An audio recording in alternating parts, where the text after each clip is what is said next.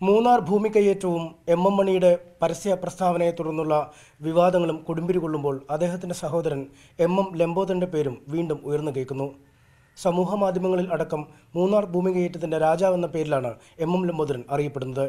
ഇപ്പോൾ ശ്രീ ലംബോദരൻ തന്നെ നമ്മോടൊപ്പമുണ്ട്.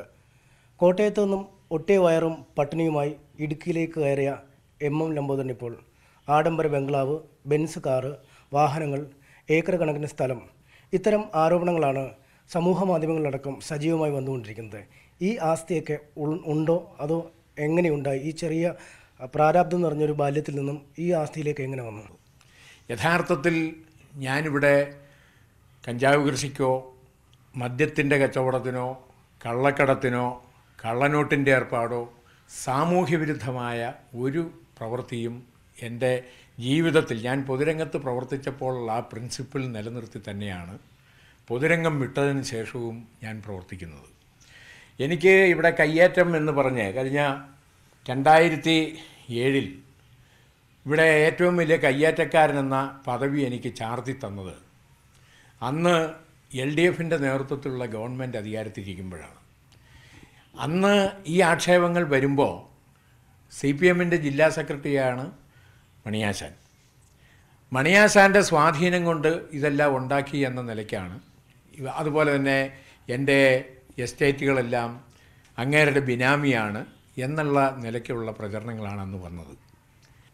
ഇതിന് പിന്നിലെ അജണ്ട രാഷ്ട്രീയ നേതാവെന്ന നിലയിൽ എൻ്റെ ജ്യേഷ്ഠൻ്റെ പ്രതിച്ഛായ തകർക്കാൻ വേണ്ടി ബോധപൂർവം എന്നെ അതിനകത്ത് കരുവാക്കിക്കൊണ്ട് നടത്തിയ പ്രചരണങ്ങളാണ്.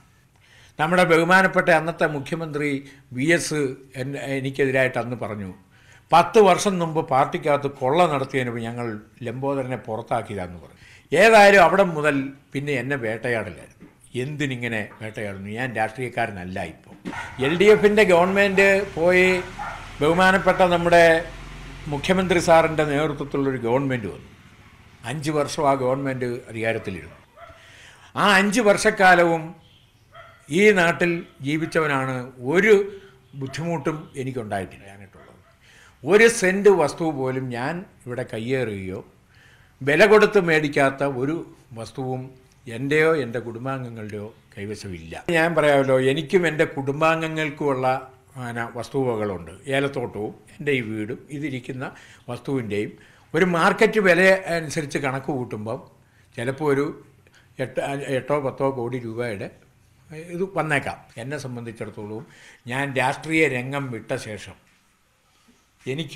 ഞാൻ ഉണ്ടാക്കിയിട്ടുണ്ടെങ്കിൽ അത് എൻ്റെ പരിപൂർണ അധ്വാനത്തിൽ കൂടി ഉണ്ടാക്കിയിട്ടുള്ളതാണ്.